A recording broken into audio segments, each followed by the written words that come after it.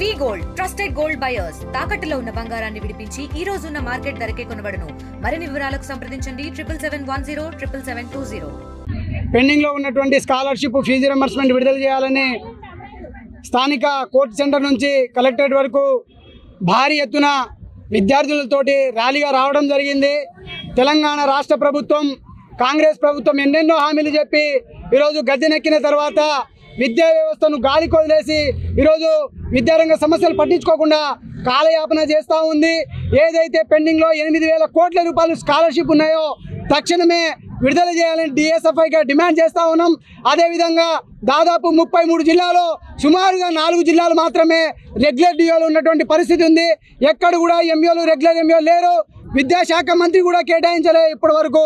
ఈరోజు గతంలో ఉన్నటువంటి టీఆర్ఎస్ ప్రభుత్వం కూడా ఏదైతే విద్యారంగాన్ని గాలికి వదిలేసిందో ఆ ప్రభుత్వాన్ని గద్దె దించినాం. ఇదే కాంగ్రెస్ గవర్నమెంట్ కూడా ఈరోజు విద్యా వ్యవస్థను పట్టించుకోకపోతే రాబోయే రోజుల్లో మీకు కూడా ఇదే గతి పడుతుంది. అదేవిధంగా సంక్షేమ హాస్టల్లో విద్యార్థులు అనేక మంది విద్యార్థులు తీవ్ర ఇబ్బందులు గురవుతూ ఉన్నారు. ఈరోజు వాళ్ళకి స్కాలర్షిప్ లేక, ఈరోజు వాళ్ళకి మెస్ బిల్లు లేక అనేకటువంటి సమస్యలతో అతలాకుతం అవుతూ ఉన్నారు. కనీసం కూడా ఈరోజు మీరు ఇచ్చే మెస్ ఛార్జ్ బిల్లు ఎంత అంటే 33 రూపాయలు. 33 రూపాయలతో ఏ విద్యార్థి ఈరోజు 3 పూటల సరిపడా భోజనం తినగలరు? అయ్యా ముఖ్యమంత్రి రేవంత్ రెడ్డి గారు, నీ కొడుకు ఏమో కార్పొరేట్ పాఠశాలలో చదువుతాడు, మా విద్యార్థులేమో ఈరోజు దోమలు ఈగలు కొట్టించుకొని ఈరోజు సంక్షేమ హాస్టల్లో ఉన్నారు. వాళ్ళ బతుకులు మారాయా? ఎక్కడ మారలేదు. అందుకనే డిఎస్ఎఫ్ఐగా రాష్ట్ర వ్యాప్తంగా ఆందోళన చేస్తా ఉన్నాం. ఆధ్వర్యంలో ఈరోజు స్థానిక కోర్టు సెంటర్ నుండి జిల్లా కలెక్టరేట్ ఆఫీస్ వరకు వేలాది మందితోటి ఈరోజు విద్యార్థులతోటి సమీకరించి డిఎస్ఎఫ్ఐ ఆధ్వర్యంలో ఈరోజు మహబాద్ జిల్లా కలెక్టరేట్ని ముట్టడించడం జరిగింది.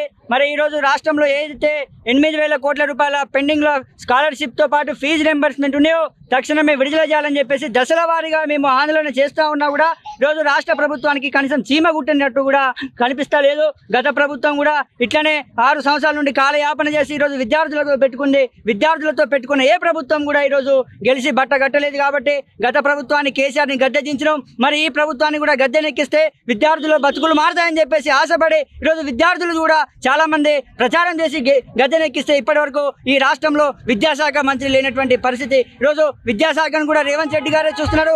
అయ్యా రేవంత్ రెడ్డి గారు ఈరోజు విద్యాశాఖ మంత్రి కూడా మీరే ఉన్నారు. కాబట్టి విద్యాశాఖ మంత్రిగా మేము ఒక్కడే డిమాండ్ చేస్తా ఉన్నాం. ఏదైతే మా బాధలు ఉన్నాయో తక్షణమే మీరు పరిష్కరించాలా. ఈరోజు రాష్ట్రంలో 8,000 కోట్ల రూపాయల స్కాలర్షిప్తో పాటు బెస్ట్ అవైలబుల్ స్కీమ్ నిధులు కింద ఈరోజు చాలా వరకు పెండింగ్లో ఉన్నాయి. ఈరోజు ప్రైవేట్ పాఠశాలలు కూడా విద్యార్థులను రానిచ్చినటువంటి పరిస్థితి లేదు. ఈరోజు స్కాలర్షిప్లు రాక ఈరోజు ప్రైవేట్ కాలేజీలలో టీసీలు ఇచ్చే పరిస్థితి లేదు. ఈరోజు టీసీలు ఇవ్వాలంటే ఇంటికా నుంచి డబ్బులు తెచ్చుకునేటువంటి పరిస్థితి ఉంది. ఇంటికాడేమో అమ్మ నాన్నలు కూలి చేసుకొని బతుకుతే వాళ్ళ దగ్గర 5,000 రూపాయలు కూడా వెళ్ళినటువంటి పరిస్థితి ఉన్నటువంటి నేపథ్యంలో మరి మా పేద విద్యార్థులు ఈరోజు ఎలా చదువుకుంటున్నారని చెప్పేసి ఈరోజు మేము డిమాండ్ చేస్తా ఉన్నాం. అదేవిధంగా రాష్ట్రంలో ఏదైతే మధ్యాహ్న భోజనం అమలు చేస్తామని గత ప్రభుత్వం చెప్పిందో ఇంటర్మీడియట్ చదివేటువంటి విద్యార్థులకు మధ్యాహ్న భోజన పథకం అమలు చేయాలని చెప్పేసి ఈరోజు డిఎస్ఎఫ్ఐ డిమాండ్ చేస్తాం.